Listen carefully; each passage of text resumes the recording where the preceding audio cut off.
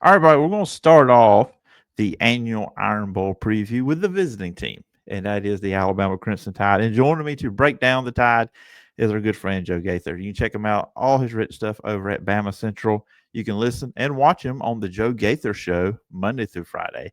And also, if you're a Chicago Bears fan, sorry, Joe, I know it probably has to give you an eyesore seeing the Packer stuff back there. But anyways, you can check him out on the Believe in Monsters podcast. But Joe, I appreciate you coming on. Yeah, thanks so much for having me. Looking forward to an exciting week. Yeah, it definitely should be a fun one. Obviously, the time that was given to this game, the 6:30 primetime slot, uh, where it is at Jordan Hare Stadium. Of course, whenever it is in Jordan Hare, Alabama's once in a while was there. Obviously, Auburn has, so you just expect some craziness to happen on Saturday night. But what's your anticipation level for Saturday? Oh, well, with all the stakes, the anticipation really can't be any higher. Alabama, they've got their playoff lives on the line. You've got to win to stay in contention, and you've got to win to be in the SEC championship game. I think that you've got people that, oh, we don't want to be in the SEC championship, this, that, and the other. I think that it still matters to be in the SEC championship game. And if you can beat Auburn and go into the SEC championship game, play Texas A&M or Georgia, a top 5 ranked team either way, and have a good showing, then you're going to lock yourself into the college football playoff. And if you're able to beat one of those two teams, then you might make a contention case to jump up and even host a game or even have a bye, depending on how the other results fall. So it's a huge week, but you can't look ahead to the SEC championship because Auburn will bite you. They're fighting for bowl eligibility, and they're playing with a lot of pride, and they're playing to ruin the Alabama season. They'd love to, nothing more than to say y'all didn't make the playoff or the SEC championship game because of us. And so I think that the anticipation for this game is really, really high, and it should be. I mean, 6:30. Alabama doesn't even get a couple hours of daylight before it goes dark in the 2:30 slot that you might have wanted, but no, at 6:30, you're right into a night game in Jordan Hare Stadium, and all the bad things that kind of go along with that. I personally don't believe in voodoo or in magic, but a lot of people do. And so there's enough people to where that discourse is out there and the players hear that. And sometimes subconsciously that seeps right into your mind, whether you believe it or not. The first bad bounce that happens, you might think, wow, is there voodoo in the stadium? What's going on? So, yeah, I think the anticipation is at a really, really all-time high. Yeah, it definitely is. With the anticipation of this one. And I look at it and look, people on that cover Alabama or Alabama fans listen to what I'm about to say. So, well, that's just a guy that covers Auburn. They've been in every game. I mean, they've been a player or two here away from being an 8-win team. I mean, once they got Hugh Freeze out of the way, the offense has seemed to work better. So I view it, and we'll get into the actual matchup game in a little bit. But I'll just say this: it just feels like Alabama comes to game 9 wins. As you said, they're trying to get into the playoff. But you're looking at an Auburn team that, yes, your record is who is your record. You're 5-6, but I feel like they're not your traditional sense of a 5-16 because they've been right there in most of their games this year. Yeah, I mean, you can look at it. They took Texas A&M, undefeated Texas A&M, a 6 point loss. It took a pick six for the Aggies to win that game. You're up, and you're almost in full control against Georgia at halftime. Had you got the the play across the goal line, or had the officials seen things differently for you, you're right there against Georgia, who's a top ranked. I mean, those two teams, two of the top 5 teams in the country, and so Alabama doesn't have to look any further than those two games to realize that they're going to be in a huge, huge fight. And I think that Coach DeBoer said it very well in his Monday press conference that after the firing of Coach Freeze, they've played very loose. They've played very freely. You saw Deuce Knight this past week against Mercer. I don't know how much you'll see Deuce or if it's all going to be Aston Daniels and a little bit of Jackson Arnold. I think the element of 3 quarterbacks really, really kind of throws wrenches and complications into Kane Womack's preparation. They're all got some similarities, but definitely some differences as well. I think Auburn is right there. I mean, you can even go back all the way to the Oklahoma game, the game that Alabama lost. You've got an overturned fumble return for a touchdown that, oh, that was an incomplete pass or this, that. Just a couple calls, a couple moments, Mhm. big moments for Auburn. And Oklahoma, they get the guy who goes to the sideline that maybe should have been called for a trickeration play that ended up as a touchdown for Oklahoma. They had just a bunch of bad breaks stack up against them. Obviously, weren't able to score a touchdown against Kentucky, and Vanderbilt got into overtime against Vanderbilt. I think that this is a really, really dangerous football team, especially when you look at the trends for Alabama lately. The offensive maybe inefficiencies. I think some of the execution has been eroding on the offensive end in the passing game. The rushing struggles have been really evident all year long. And so you put both those elements against Auburn's defense, and then you say, well, it might be 7-0. It might be 7-3. It's going to maybe a really low scoring game because I think both defenses come in probably as the stronger two units right now. And you're looking at probably an ugly game down there in Jordan Hare. And if a ball bounces Auburn's way, you could be looking at Auburn in control of this ball game. Yeah, let's talk a little bit on Alabama's win over Eastern Illinois over the weekend. You mentioned, recent weeks against LSU, South Carolina, Oklahoma, the run game just struggled. It looked like Alabama made a concerted effort against Eastern Illinois to get the run game going. They rushed in the game for 269 yards.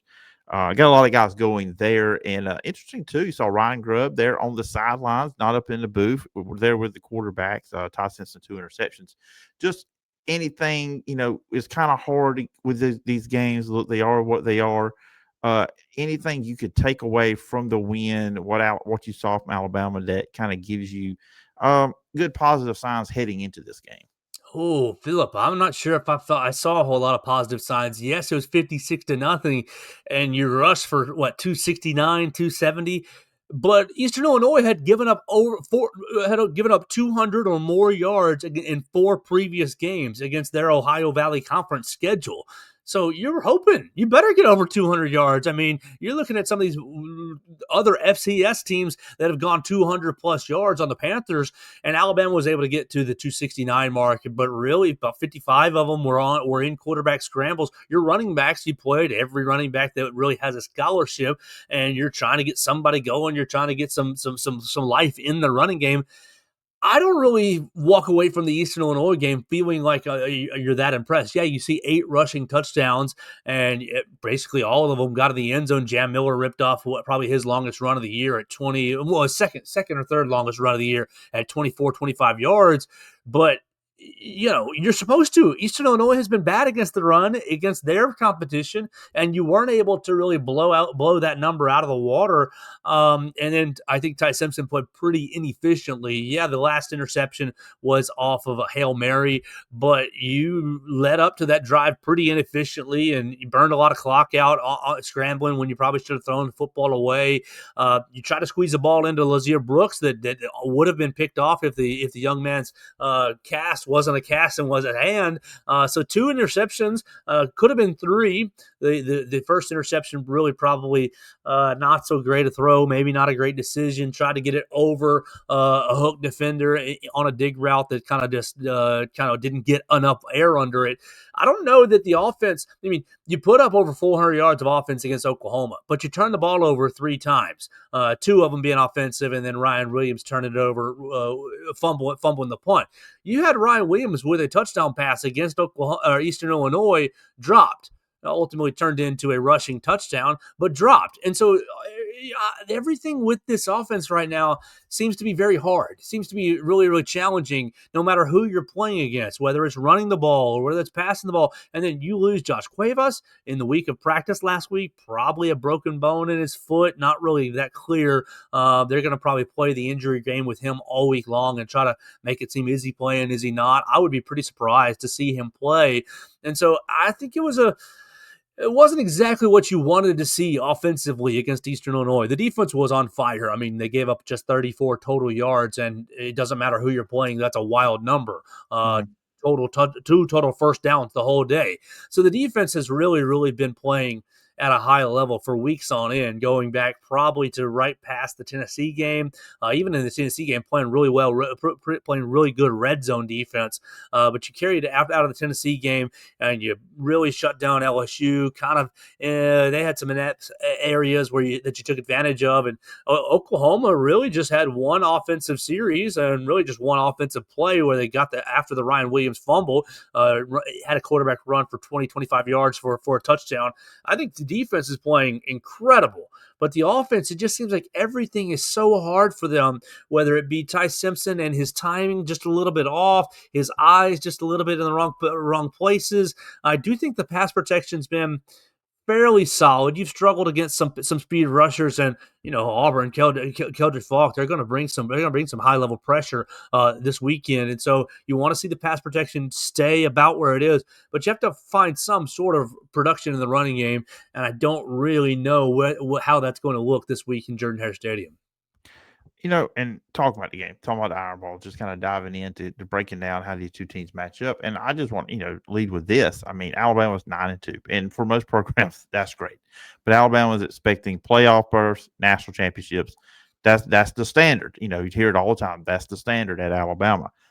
Going into this game, his first time going to Jordan Hare Stadium in the Iron Bowl, we mentioned at top, it's just different when it goes to Auburn. Uh, what's the pressure level, in your opinion, that Kalen DeBoer is under going into this game? I think it's really, really high, but I also think Kalen DeBoer is, and I say unique, but it may not be unique to college coaches. I think Coach DeBoer does a good job of not really paying attention to the outside noise. So if you get on your Twitter or your X, you get on your Facebook, and you see all kinds of "he better win" or "we're going to fire." I think he understands that the pressure is there, but I don't think it's something that he's consuming each and every day that really makes it build up on itself. I think that he feels pressure because he wants to win and he wants to Mhm. get to an SEC championship. So it's pressure he puts on himself. And I think I think he has a good relationship with Greg Byrne, and I think he wants to continue just to make the powers that be happy. I think last year, most of the powers that be were happy despite the 9-4 record, 9 wins in your first season as Alabama coach, dealing with all the turnover that you had to deal with, establishing your program. I think it's pretty daggum good, despite really two ugly losses, Vanderbilt and Oklahoma. This year, you have the terrible loss to Florida State, and I think for a little bit there was some alarm bells. Oh boy, what are we getting into? Is this really the right guy? But then you rip off 8 wins in a row, and go through those 4 weeks where you're beating ranked opponents without a bye week, and still you go over to South Carolina, you get it done. I think that the powers that be are fairly pleased with Coach DeBoer right now in the Alabama administration and kind of in the booster sphere. But you go down to Auburn and you lose to an Auburn team that is with an interim coach that doesn't really have, I mean, more life the last 2 weeks on offense, but throughout on the whole through the season, it's been a lifeless offense. You lose to a team that is fighting for bowl eligibility.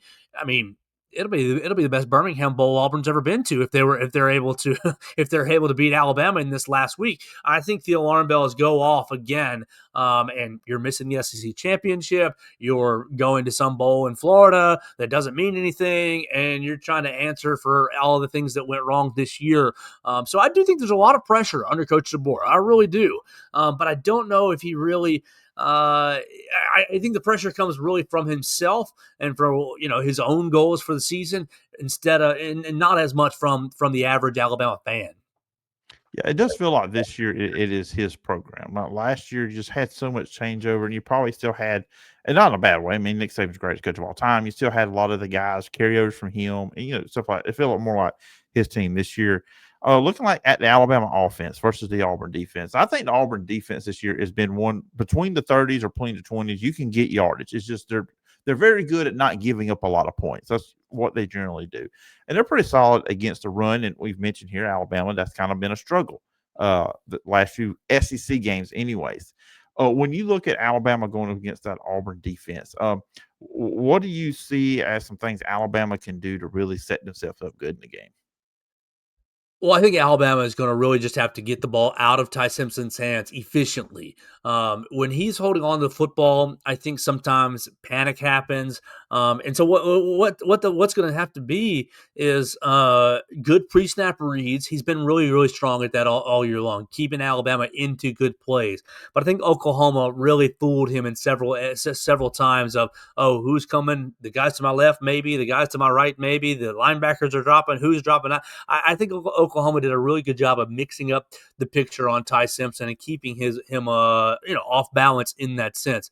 If I'm Alabama, I go back to really what Coach Saban said on game day 2 weeks earlier, again, before the Oklahoma game. You need to run in situations where they're not expecting you to run. On first down, yeah, it's 1st and 10. Everybody expects inside zone, just right up the middle, little duo action with Jam Miller. Well, if everybody's expecting it, the offensive line that struggled to get some good push this year is going to get overwhelmed. You're going to have penetration, and Jam's going to get tackled for 1 yard. On first down, break out a screenplay. Break out some sort of quick pass, get the ball out of your hands, and try to utilize these. I mean, you got all kinds of athletes in the wide receiver room, all kinds of athletes. And so I think that whether it's Ryan Williams taking a short pass taking a short pass and running with it, Lazier Brooks has shown the ability to do that this year. Now, Josh Cuevas is out, but I think that Marshall Pritchett in this last game, true freshman, might have a fairly significant role in this. I think it's just get the ball out and stay on time. Don't hunt these big plays all the time. I mean, Alabama's shown to struggle throwing the ball way down the field. Now, been really good in the intermediate passing game, but I don't really think they've leaned on the short, quick passes as much as they really could this year. And so, with a bad rushing attack, I think that you need to kind of shelf the deep passing for now and just get the ball out of Ty Simpson's hands and try to stay ahead of the chains so that you're not facing 3rd and 10, 3rd and 9, 3rd and 12, and letting these Auburn defenders just put some pressure packages together and get after you. You look at Auburn, they're 94 yards per game rushing allowed, so which is fourth in the conference. But in passing, they're 11th in the conference in passing yards allowed. So it's not like it's not like they're not gettable in the secondary, as you said. And so I think it's just staying on time and trying to mix things up and be a little more unpredictable is basically going to be the game plan this week over in Jordan-Hare Stadium. Yeah, and look, and you got to look at too the last 2 games since DJ Durkin took over as head coach. Obviously, he can't focus as much on the defensive side as he did before as the defensive coordinator, where he's kind of both roles, defense coordinator and head coach. The defense has kind of been giving up more big plays than what they were doing before. So that's also an element there for look out for Alabama. Yeah, you look at the Vanderbilt game and look at Vanderbilt's offense just kind of on the whole. Vanderbilt's offense is basically, can we take 4 yards? Can we take 3.5, 4 yards, 5 yards at a time? And, they're patient with it, and they hit some passes, deeper passes. I think that if you can, not to say that you take the Vanderbilt mold because it's a totally different style of a team, but the goal that is just, let's just stay on time. Let's just stay on the field. Let's just take 4-yard bites at the apple, and by the end of the drive, we're going to be sitting there 1st and goal from the 8-yard line, and let's work our way on in there from there. I think that Alabama's kind of been mesmerized by, we can just sit back here and sling it. Which they can at times, but it also puts you in long yardage down and distance. Go back to the drive against South Carolina, which you are down 8, 9, 10 minutes left in the game. That drive became we're just going to take 6 yards at a time, 5 yards at a time, 4 yards at a time, and we'll mix in a run here, we'll mix in a run there, keep everybody off balance. And by the time the drive was over, you're scoring a touchdown because it's 1st and goal from the 6 or so. And so I think if you just become a little more patient offensively and realize, okay, a lot of times, not to be arrogant, but a lot of times the Alabama guys are better than their defenders, just based on all 12 games. So just be patient with it and let your guys make the plays that are easier to be made and take them 4, 5, 4, 3, 4 yards at a time. And on the other side, when Auburn offense is going against the Alabama defense, I mean, of course, Auburn, Ashton Daniels, a quarterback who's a mobile quarterback. not afraid to actually throw it, unlike Jackson Arnold. That's a key part of the offense now with him at quarterback. But you got Cam Coleman, Eric Singleton, Malcolm Simmons, Jeremiah Cobb in the backfield. Auburn has playmakers, but Alabama is one of the best defenses, if not the best, in the SEC. Number 2 in points allowed, number 1 in total yards, number 1 against the pass. The run defense, 8 or 9 in the SEC. For what you've seen this year from Alabama, just knowing this team, what's going to be some keys for them when they're going up against that Auburn offense? I'm pretty concerned about whichever quarterback, and it's Ashton Daniels to start, but whichever quarterback's legs get into this game. I mean, we saw Jackson Arnold take like 20-something carries for Oklahoma last year, and he never really ripped off monstrous gains, chunk gains, but it kept them on time, just like I was saying Alabama might want to do. Kept Oklahoma on time. Ashton Daniels is going to be able to keep the Alabama defense off balance with his scrambling ability. And I think Eric Singleton is a really, really good receiver. I know Cam Coleman gets all the attention that he should because, wow, Cam Coleman, best receiver in the SEC. If he's not, he's top 3, and you can argue with your mama. I'll put him at 1 and be fine with that. I think the matchup with Cam Coleman and Xavier Brown is going to be really, really interesting to watch and kind of to just enjoy from a football lover standpoint, but I don't really know what you do with Eric Singletary with Singletary, because I think that he's got that element of, I can go underneath and I can make things happen underneath and just be open against who's going to be playing that Husky role for Alabama. Will it be Deshaun Jones? He was hurt 2 weeks ago, did play against Eastern Illinois. Will it be Red Morgan? Whoever it is Bray Hubbard going to be focused in on Singleton? Bray's a great safety. I enjoy him, but you're going to kind of be locked in on those 2 guys. And I think that Alabama, they've rushed the passer okay this season, not at a great level. It's going to help to get Quay Russaw back to full health as he played some snaps this past week against Eastern Illinois. And Yanzi Pierre has done really, really good in his sub. But I do think that the Alabama's rushing has left some to be desired as far as rushing with discipline. You saw Michael Van Buren get out with LSU on a couple of different times. You saw John Mateer. He scored on a 20-yard quarterback design keeper. Diego Pavia had a couple of big runs as well. If Diego doesn't fumble in the first quarter or start of the second quarter, Alabama's probably down 14-0 and kind of behind the 8 ball against Vanderbilt. So some of these rushing quarterbacks have really, really still affected Alabama despite Alabama's strength on defense. And so if Ashton Daniels just wants to tuck it, just drop back, wait a second, then tuck it and run and take his 5, 6, 7 yards, I can see that being a problem for Alabama's defense. Now, as you said about Auburn's defense, between the 30s, you can move the ball. You've kind of seen that with Alabama, but they have really, really buckled down inside the red zone. They've been one of the best red zone defenses. I think they held Tennessee to like 4 of 7 attempts or 4 of 9 attempts, something like that. Obviously, the pick 6 with Xavier Brown was the big one, but every time Tennessee drove the ball pretty easily and then got in the red zone and stalled. And so for Alabama, that's really what it's all about, is creating havoc plays for Kane Womack. I want to create havoc plays. They've done better against the run. Obviously, everybody thinks about the Florida State game. You gave up 230 on the ground against Florida State, and they had really had their way with you. But you've kind of buckled in. You've gotten your feet underneath you. Deontay Lawson has looked better and better and better each and every week and barely played this last week because why would you play him against Eastern Illinois? You got 3 really veteran inside linebackers. I really enjoy watching this Alabama defense play because I think they play with their hair on fire. And sometimes they play with their hair on fire and you can slip through a gap because everybody's going so hard. And that's happened a couple of times this year.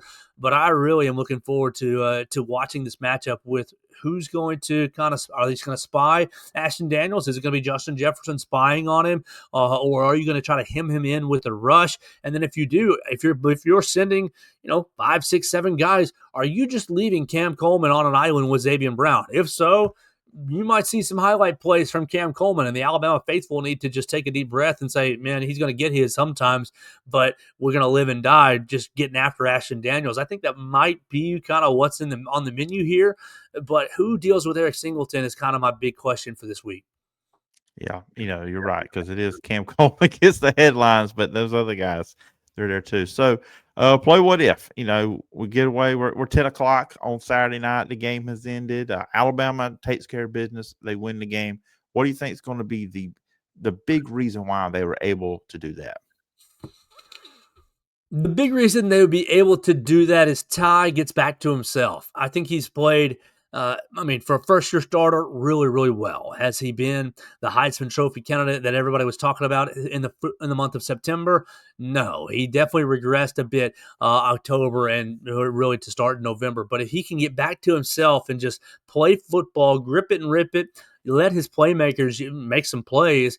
I think that's going to be the recipe for this Alabama offense. And defensively, it's you didn't allow big plays. You made Auburn drive the field, because I do wonder if Auburn about Auburn's ability to just matriculate down. If they hit Cam Coleman over the top for 60 yards for a touchdown, well, that's not what you want to have happen. Make them snap it again. Make them drive the length of the field. And so for Alabama, it's winning the turnover battle, and it's making Auburn kind of drive down the field, making them work for all the yardage that they're going to. I mean, they're going to get some yards. Just make them work for all those yards. And so I think it's winning the turnover battle. It's Ty Simpson playing his game and just getting the ball out, letting his playmakers make some plays. And defensively, it's making Auburn drive the length of the field. Yeah, it's definitely going to be an interesting. I just have a feeling we're going to have a wild game either way. Whoever wins on Saturday night, it just has that feeling. I'm pretty confident in that. I agree with you big time. Yeah, I so think there's going to be some plays that people thought, "Oh, that wasn't fair," or "What in the world happened there?" It's just going to there's going to be there's going to be some controversy or some game changing play that everything flips on its head. Is it?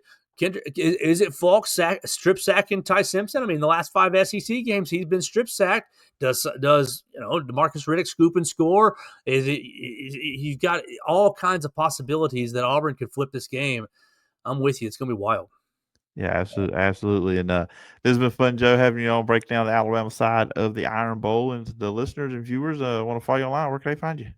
They can find me at Joe Gaither6 on all my social media machines. I'm on X right there. I write for BamaCentral.com, and I've got the Joe Gaither Show on Bama Central and all your favorite podcast platforms and on the Bama Central YouTube channel.